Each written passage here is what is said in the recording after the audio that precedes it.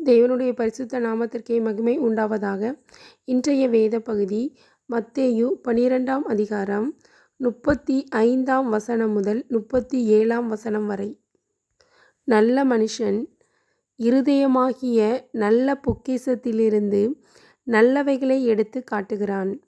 பொல்லாத மனுஷன் பொல்லாத பொக்கிஷத்திலிருந்து பொல்லாதவைகளை எடுத்து காட்டுகிறான்.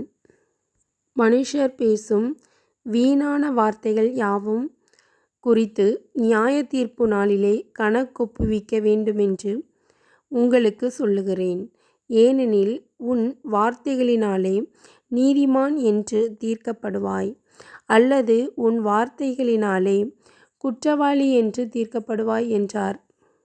மனிதர்கள் பேசக்கூடிய ஒவ்வொரு வார்த்தையும் பிறந்தது முதல் ஒரு மனுஷன் இறக்கிற வரை அவன் பேசக்கூடிய எல்லா காரியங்களையும் அவனுடைய நடத்தைகள் எல்லாமே ஆண்டவர்கிட்ட ரெக்கார்ட் பண்ணி இருக்குது.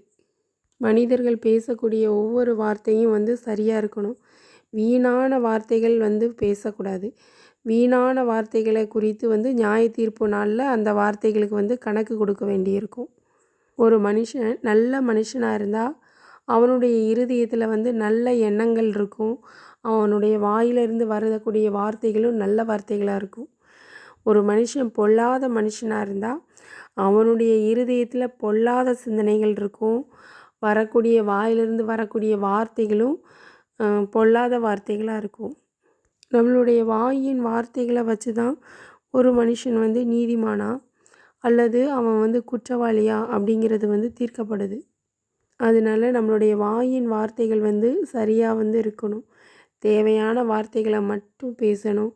தேவையில்லாத வார்த்தைகளை அவாய்ட் பண்ணிடணும்.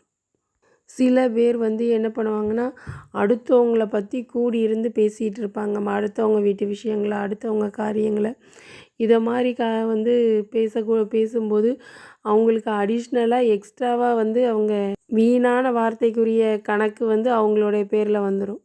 அதனால் நம்ம பேசக்கூடிய ஒவ்வொரு வார்த்தையும் சரியாக இருக்கணும். தேவையான வார்த்தைகளை பேசணும். தேவையில்லாத வார்த்தைகளை விட்டுறணும். ஆண்டவர் உங்களை ஆசீர்வதிப்பாராக. ஆமென். இந்த வசனம் உங்களுக்கு ஆசீர்வாதமாக இருந்ததுன்னா லைக் பண்ணுங்கள், ஷேர் பண்ணுங்கள், சப்ஸ்கிரைப் பண்ணுங்கள்.